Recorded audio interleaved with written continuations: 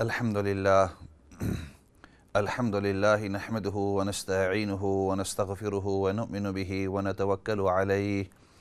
ونعوذ باللہ من شرور انفسنا ومن سیئات اعمالنا من يهده الله فلا مضل له ومن يضلله فلا هادي له ونشهد أن لا إله إلا الله وحده لا شريك له ونشهد أن محمدًا عبده ورسوله أما بعد فأعوذ بالله من الشيطان الرجيم بسم الله الرحمن الرحيم الله لا إله إلا هو الحي القيوم لا تأخذه سنة ولا نوم له ما في السماوات وما في الأرض من ذا الذي يشفع عنده إلا بإذنه يعلم ما بين أيديهم وما خلفهم ولا يحيطون بشيء من علمه إلا بما شاء وسع كرسيه السماوات والأرض ولا يؤوده حفظهما وهو العلي العظيم صدق الله العظيم۔ محترم و مکرم ناظرین سامعین، السلام علیکم ورحمۃ اللہ وبرکاتہ۔ ہماری پچھلے درس سے پچھلی قسط سے بات چلی آ رہی ہے ایمانیات کے اوپر، بیلیفز کے اوپر، کہ ہمارے ایک مسلمان کے، ایک مومن کے کیا کیا بیلیفز ہیں، اس کے کیا کیا عقائد ہیں۔ تو چنانچہ مختصر انداز کے اندر یہ ذکر کیا تھا کہ ایک مومن کے 7 بیلیفز ہیں، 7 عقائد ہیں۔ سب سے پہلے آمنت باللہ، میں اللہ پر ایمان لاتا ہوں۔ دوسرا وملائکتہ، اس کے تمام فرشتوں پر، وکتبہ، اللہ کی تمام کتابیں جو اس نے نازل کی ہیں، ورسلہ،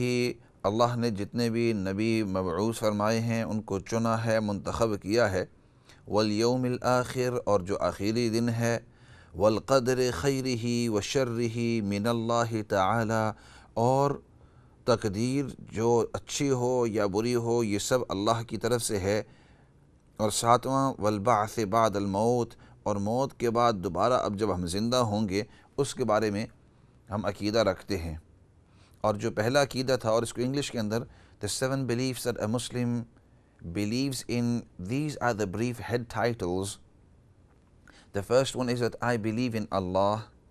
The second very important belief is I believe in all the angels of Allah. The third one is I believe in all the books Allah has sent. Number 4, I believe in all the prophets Allah has chosen. Number 5, I believe in the final day, that means the judgment day. And number 6, I believe in fate. Whatever good or bad happens on this earth or in the whole universe, it happens with the will of Allah.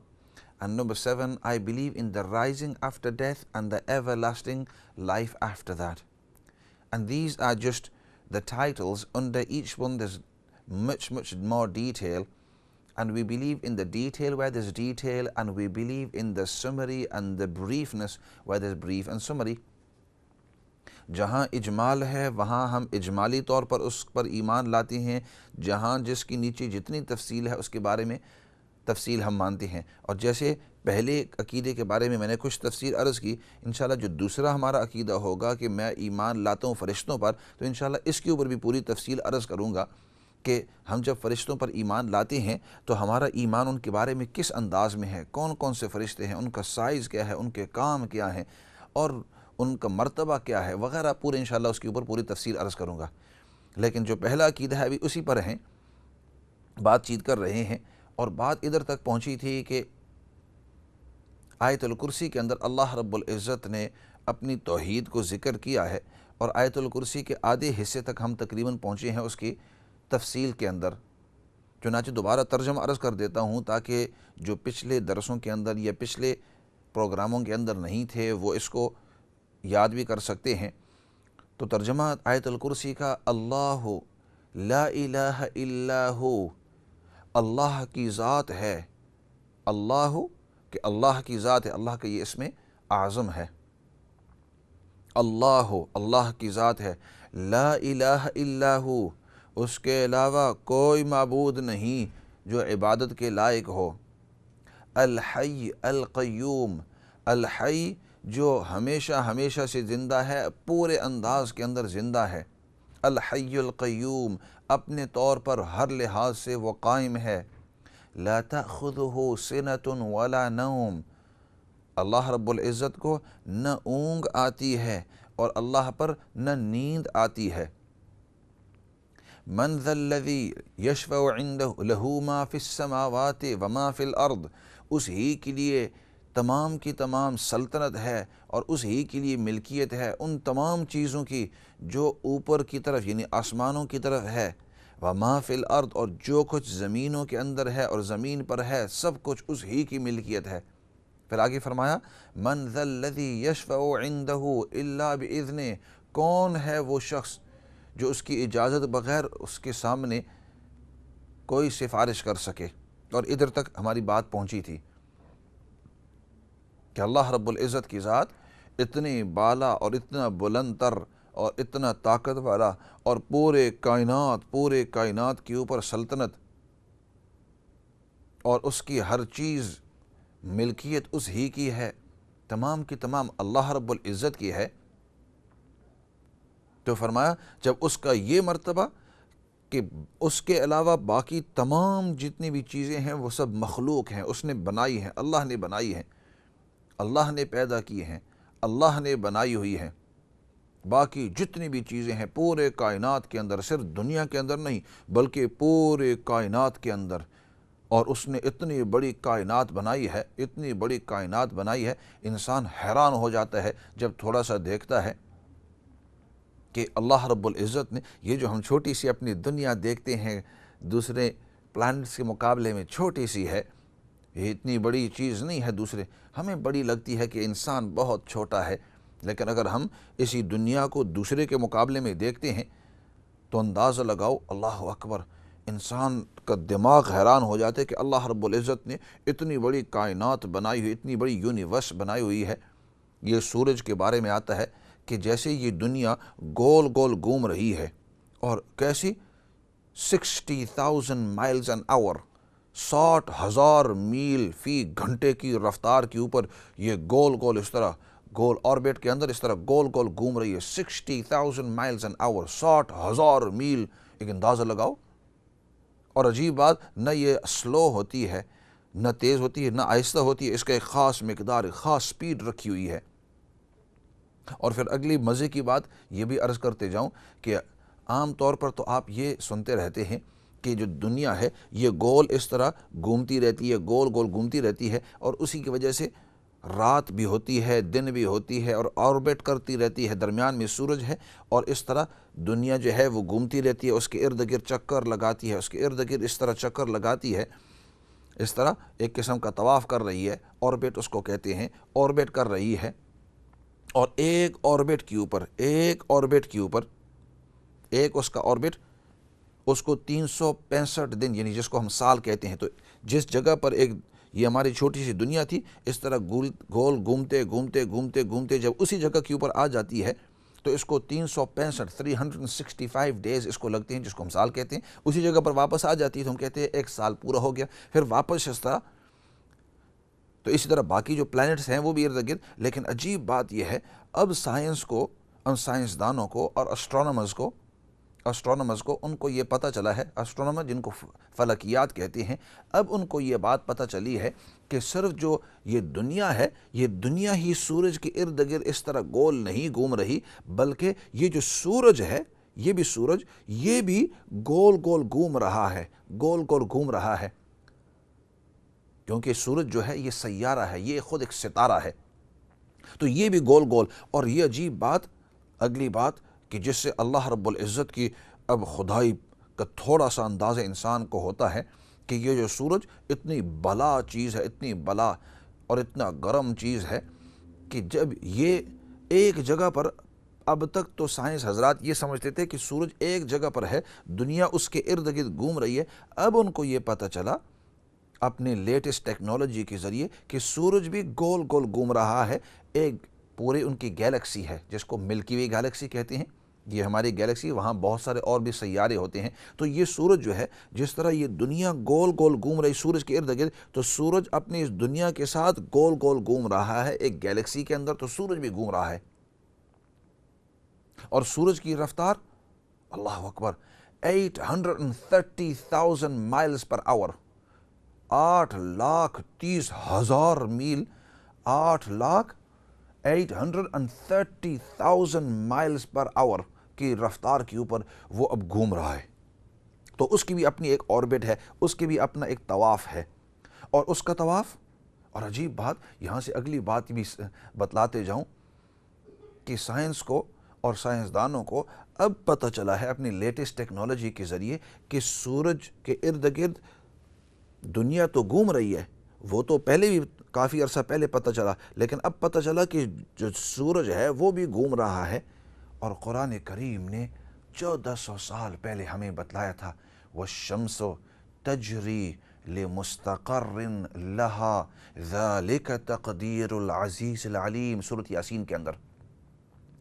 سورۃ یاسین کے اندر اللہ رب العزت نے ہمیں بتلا دیا کہ یہ جو سورج ہے، یہ سورج، یہ بھی اپنے رفتار کے اندر، اس کی بھی اپنی ایک آربٹ ہے، اس کا بھی اپنا ایک موٹر وے ہے جس کے اوپر، موٹر وے کے اوپر چل رہا ہے۔ موٹر وے تو میں ویسے سمجھانے کے لیے کہہ رہا ہوں، لیکن مطلب یہ سورج جو ہے یہ بھی گول گھوم رہا ہے، گول گھوم رہا ہے، اور گھومتے گھومتے ادھر اپنی جگہ پر، تو اس کی بھی ایک آربٹ ہوتی ہے، جیسے دنیا کی ایک آربٹ ہے تو سورج کی بھی آربٹ ہے۔ اور اگلی بات مزے کی کہ اس کی رفتار میں نے یہ عرض کیا کہ 830,000 مائلز پر آور، مطلب 8,30,000 میل فی گھنٹے، ایک گھنٹے کے اندر 8 لاکھ، جس کو آسان انداز کے اندر کہو 8.25 لاکھ، 830 8.25 لاکھ تقریباً میل ایک گھنٹے کے اندر۔ اور اگلی بات کہ جیسے دنیا کی، ہماری جو ارتھ ہے، دنیا کی آربٹ پورا ایک دائرہ جب گھوم جاتی ہے تو 365 دن، یعنی ایک سال لگتا ہے۔ ایک سال کے بعد جہاں سے شروع ہوئی تھی وہاں سے، سورج کی جو آربٹ ہے وہ اتنی بڑی ہے، اتنی بڑی کہ اسٹرونامرز نے جب اس کا اندازہ لگایا تو انہوں نے کہا کہ ایک آربٹ پورے کرنے کے لیے، اور رفتار یاد رکھنا کہ 8,30,000 میل فی گھنٹہ کے اوپر جا رہی ہے، ایک آربٹ پورے کرنے کے لیے 230 ملین ایئرز اس کو لگیں گے، 230 ملین سال اس کو لگیں گے ایک آربٹ پورا کرنے کے لیے۔ تو جب اس کی رفتار 8.25 لاکھ میل ایک گھنٹے کے اندر، 2 گھنٹے کے اندر کتنی ہوگی، 3 گھنٹے کے اندر، ایک دن کے اندر کتنی ہوگی، اور پھر ایک سال کے اندر کتنی ہوگی، اور پھر 1000 سال کے اندر کتنی ہوگی، اور پھر لاکھ سال کے اندر کتنی ہوگی، اور پھر ایک ملین جس کے 6 زیرو ہوں، جس کو اردو کے اندر 10 لاکھ کہتے ہیں، ایک ملین اردو کے اندر 10 لاکھ، اور 1 ملین نہیں، 2 ملین نہیں، 230 ملین ایئرز اس کو لگیں گے ایک آربٹ کرنے کے لیے۔ اب اس سے اندازہ لگاؤ کہ جب وہ آربٹ کرتے ہوئے 230 ملین ایئرز اس کو لگیں گے، تو اب اندازہ لگاؤ کہ اس کی آربٹ کتنی بڑی ہوگی، اور اس کا جو راستہ ہوگا وہ کتنا بڑا ہوگا، اور کس رفتار سے۔ اور پھر سائنسدان آگے، اسٹرونامرز یہ بھی کہتے ہیں کہ جتنے بھی سیارے ہیں، چھوٹے اس ملکی وے کے اندر 100 بلین، ہمارے جو ملکی وے ہے، ملکی وے جو گیلیکسی ہے، اس کے اندر 100 ملین اس طرح کے سیارے ہیں کہ سورج ان تمام سیاروں میں سب سے چھوٹا ہے۔ ان تمام سیارے، all those stars، کیونکہ اسٹرونومی جب جاتے ہیں تو وہاں کچھ پلانٹس ہوتے ہیں، کوئی سٹارز ہوتے ہیں، سٹارز کی اپنی ایک ڈیفینیشن ہے، کسی اور موقع کے اوپر عرض کروں گا، لیکن وہ جو سورج ہے تمام سیارات میں، ان تمام ستاروں میں، تمام سٹارز میں سب سے چھوٹا سٹار ہے، باقی جو ہیں وہ بلا ہیں، وہ بہت بڑے بلا ہیں۔ تو اب اس سے پتہ چل گیا جب اتنا، اور اس چھوٹی سی گیلیکسی جس کو ملکی وے گیلیکسی کہتے ہیں، جو ہماری گیلیکسی ہے، جس کے اندر ہماری یہ سورج ہے، سیارے ہیں وغیرہ، اس کو ملکی وے کہتے ہیں۔ سورج جیسے 100 بلین، بلین جس کے اندر 9 زیرو ہوتے ہیں، ملین کے اندر 6 زیرو ہوتے ہیں، اور بلین کے اندر 9 ہوتے ہیں انگلینڈ کے لحاظ سے، امریکہ کے اس کے ایکسٹرا ہوتے ہیں، لیکن انگلینڈ کے لحاظ سے بلین 1000 ملین کو کہتے ہیں۔ 1 ملین 10 لاکھ ہوتا ہے، اور 1000 ملین یہ 1 بلین ہوتا ہے۔ تو سائنسدانوں نے، اسٹرونومرز نے، فلکیات نے یہ انداز لگایا کہ یہ جو ہماری گیلیکسی ہے، صرف اس گیلیکسی کے اندر، ملکی وے گیلیکسی اس کا نام رکھا ہوا ہے، اس ہی کے اندر 100 بلین سیارے ہیں۔ جیسے یہ سورج بلا ہے ایسے، اور ان تمام سیاروں میں سب سے چھوٹا سیارہ جو ہے وہ سورج ہے۔ اب اس سے انداز لگا لو کہ صرف اس گیلیکسی کو جب دیکھا تو اللہ رب العزت نے کائنات کو کتنا بڑا بنایا ہوا ہے، اور پھر اللہ رب العزت کی ذات کتنی بڑی ہوگی۔ تو لہو ما فی السماوات و ما فی الارض، آسمانوں کے اندر اور زمینوں کے اندر جو کچھ بھی ہے وہ سب اللہ فرماتے ہیں میرا ہے، میری ملکیت ہے، میں اس کا مالک ہوں، اور جب میری ملکیت ہے، میں اس کا مالک ہوں، میرے سامنے میری مخلوق میں سے کون کھڑا ہو سکتا ہے اور کون میرے سامنے سفارش کر سکتا ہے میری اجازت کے بغیر؟ میں نہ چاہوں تو یہ بڑے بڑے سیارات کچھ بھی نہیں ہیں۔ اور اے حضرت انسان، تو ہے ہی چھوٹا سا، تیری دنیا ان تمام کے مقابلے میں بہت چھوٹی، بہت چھوٹی، بہت چھوٹی، ایک ایٹم جیسے ہے، اور اس دنیا کے اوپر ایک چھوٹا سا 5-6 فٹ کا انسان میں نے تمہیں بنایا ہے، لیکن اس تمام کے اندر میں سے میں نے تجھے اتنی عزت دی ہے کہ کل قیامت کے دن تو میری اجازت سے اور میری مرضی کی وجہ سے تو میرے سامنے آ کر سفارش کر سکتا ہے، وہ بھی اسی وجہ سے میں اجازت ہوں۔ اسی وجہ سے نبی کریم صلی اللہ علیہ وسلم جب قیامت کے دن سجدہ فرمائیں گے اور سجدہ فرما کر اللہ رب العزت کی یہاں سفارش کریں گے کہ یا اللہ مخلوق کا جو کتاب ہے یا اللہ اس کو شروع فرما دے، تو آپ صلی اللہ علیہ وسلم فرماتے ہیں اللہ رب العزت فرمائیں گے کہ یا محمد ارفع رأسک وصل تعطا، اے محمد صلی اللہ علیہ وسلم آپ اپنا سر مبارک اٹھائیے اور جو سوال کرنا ہو وہ سوال کیجئے۔ چنانچہ نبی پاک صلی اللہ علیہ وسلم کا ارشاد ہے قیامت کے دن میں اللہ رب العزت کے سامنے اپنا سر اٹھاؤں گا، اور اس وقت وہ کلمات اللہ کے سامنے عرض کروں گا کہ اب تو مجھے وہ پتہ نہیں، اللہ رب العزت میرے دل کے اندر اس وقت ڈالیں گے، اور وہ مقام محمود ہوگا، اس جگہ کا نام مقام محمود ہوگا۔ تو سفارش اللہ رب العزت جس کو چاہیں جب چاہیں سفارش کا حق دیتے ہیں، ورنہ اگر اللہ رب العزت نہ چاہیں تو کائنات کے اندر کوئی بھی اس کے سامنے سفارش نہیں کر سکتا، اس کی ذات اتنی بڑی ہے۔ من ذا الذی، کون ہے وہ شخص، یشفع عندہ الا باذن، اس کی اجازت کے بغیر، اس کی اجازت کے بغیر، اس کی مرضی کے بغیر کون ہے کہ جو اس کے سامنے سفارش بھی کر سکے؟ یہ اللہ رب العزت اپنی کبریائی، اپنی بڑائی، اپنا انداز بتلاتے ہیں۔ اور پھر الا باذن یعلم ما بین ایدیہم وما خلفہم، اللہ رب العزت پھر اپنے علم کے بارے میں تھوڑا سا بتلاتی ہے۔ فرمایا آگے کا علم بھی، پیچھے کا علم بھی، اب تک جو ہوا ہے ازل سے، ازل کہتے ہیں کہ جس کی کوئی ابتدا نہ ہو، ابد اس کو کہتے ہیں کہ جس کی ابتدا تو ہے لیکن انتہا نہیں ہے۔ مثال کے طور پر جنت جو ہے، ایک وقت تھا کہ جنت تھی نہیں،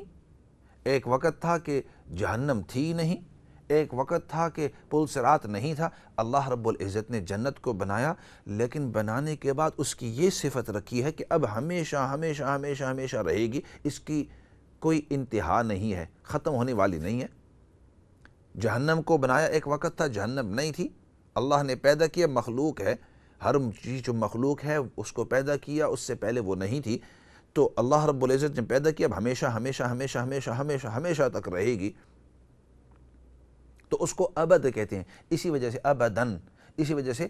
قرآن کریم کے اندر یا نبی پاک صلی اللہ علیہ وسلم نے حدیث پاک کے اندر جہاں بھی سمجھانے کے لیے بتلایا ہے آپ صلی اللہ علیہ وسلم نے یا قرآن کریم نے جب بھی وعدہ کیا ہے خالدین فیہا ابدا، اس جنت کے اندر وہ ہمیشہ رہیں گے، ہمیشہ ہمیشہ رہیں گے، تو ابدا اس کو کہتے ہیں، اور ازل اس کو کہتے ہیں کہ جس کی کوئی ابتدا ہی نہ ہو، ہمیشہ ہمیشہ سے ہے، اور سرمد اس کو کہتے ہیں، سرمد کہ جس کی نہ کوئی ابتدا ہو نہ کوئی انتہا ہو، جیسے، اور وہ صرف اللہ رب العزت کی ذات ہے، کہ اللہ رب العزت کی ذات نہ ابتدا ہے اور نہ انتہا ہے۔ ہمارا دماغ ان چیزوں کو سمجھ نہیں سکتا کیونکہ ہمارا دماغ بہت چھوٹا ہے۔ اللہ رب العزت نے اس کو بہت چھوٹا، یعنی چھوٹے کا مطلب باقی چیزوں کے مقابلے میں بہت چھوٹا ہے، باقی چیزوں کے مقابلے میں بہت چھوٹا ہے، لیکن ویسے اللہ رب العزت نے اس کو بہت سفسٹیکیٹڈ اور بہت کمپلیکس اور بڑا باریک اس کو بنایا ہے۔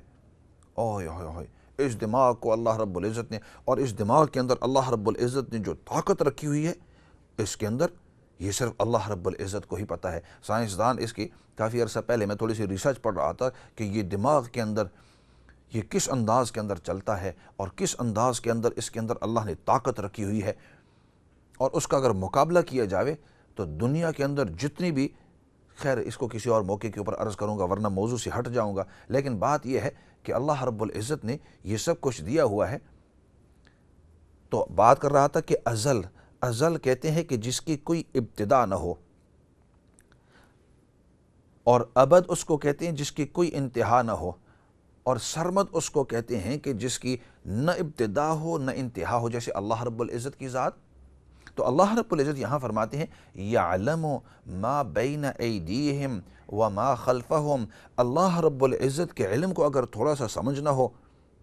تو فرمایا کہ اللہ رب العزت اس سے پہلے جو کچھ بھی تھا اس تمام کو جانتے ہیں، اور اس کے بعد جتنا بھی ہے وہ سب کچھ اللہ رب العزت جانتے ہیں۔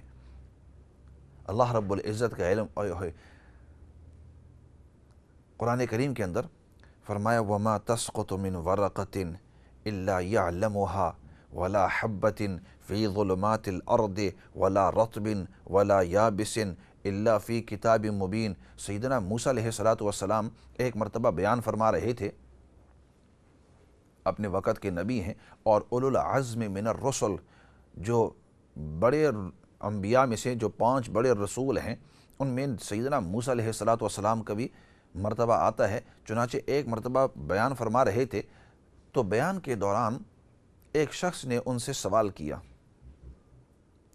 کہ آپ اتنا بہترین بیان کر رہے ہیں اور اتنی وحی کی جو باتیں کر رہے ہیں اور ہر چیز کے اوپر آپ بات کر سکتے ہیں، دنیاوی طور پر بھی، مسئلے مسائل پر بھی، ہر چیز پر بھی،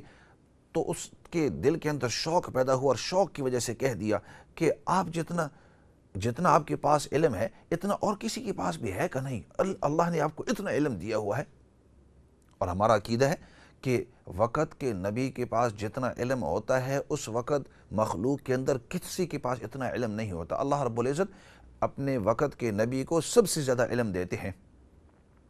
اپنے وقت کے نبی کو سب سے زیادہ علم دیتے ہیں، اور وقت کا جو نبی ہوتا ہے اس وقت سب سے بڑا عالم ہوتا ہے۔ یہ ہمارا عقیدہ ہے، اور ہر لحاظ سے اللہ رب العزت ان کو علم مکمل دیتے ہیں۔ تو اب اس شخص نے جب موسیٰ علیہ السلام کو یہ سوال کیا کہ اتنا علم آپ کو اللہ نے دیا ہے، اتنا علم کسی اور کے پاس بھی ہے؟ تو اس وقت سچی بات تھی، تو موسیٰ علیہ السلام نے ارشاد فرمایا کہ اتنا علم کسی اور کے پاس نہیں ہے، میرے پاس سب سے زیادہ علم ہے، اور بات بھی صحیح تھی۔ لیکن اللہ رب العزت اب موسیٰ علیہ السلام کو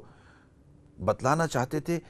کہ آپ کے پاس سب سے زیادہ علم ہے، لیکن کچھ چیزیں ایسی ہیں کہ کسی اور کو پتہ ہیں جو آپ کو نہیں پتہ، وہ الگ فیلڈ ہے، میدان ہی الگ ہے۔ چنانچہ موسیٰ علیہ السلام کو حضرت خضر کا جو واقعہ قرآن کریم کے اندر ذکر ہے، وَإِذْ قَالَ مُوسَىٰ لِفَتَاهُ لَا أَبْرَحُ حَتَّى أَبْلُغَ مَجْمَعَ الْبَحْرَيْنِ أَوْ أَمْضِيَ حُقُبًا۔ تو اللہ رب العزت نے پھر اس پورے واقعے کو قرآن کریم کے اندر ذکر فرمایا۔ 15 سپارے کے آخری جو رکوع ہیں 1-2، اللہ رب العزت نے اس کے اندر اس واقعے کو سورۃ کہف کے اندر اللہ رب العزت نے اس کا تذکرہ کیا ہے۔ ایسا کرتے ہیں، بریک کا وقت آگے ہے، بریک کی طرف جاتے ہیں اور اس کے بعد پھر یہ واقعہ عرض کر کے اس سے پتہ چلے گا کہ اللہ رب العزت کا علم کس انداز کے اندر ہے، کیونکہ پھر خضر علیہ السلام نے آخر میں ایک جملہ فرمایا کہ جس سے پتہ چلتا ہے کہ اللہ رب العزت کا علم کس انداز کے اندر ہے. اس کو پورے طریقے سے سمجھ تو نہیں سکتے، لیکن اتنا ہے کہ تھوڑا سا اندازہ تو ہو سکتا ہے. تو ایسے کرتے ہیں، بریک کی طرف جاتے ہیں، پھر واپس آ کر اس واقعے کو، قرآن کریم کا جو واقعہ ہے، اس کو مکمل کرتے ہیں.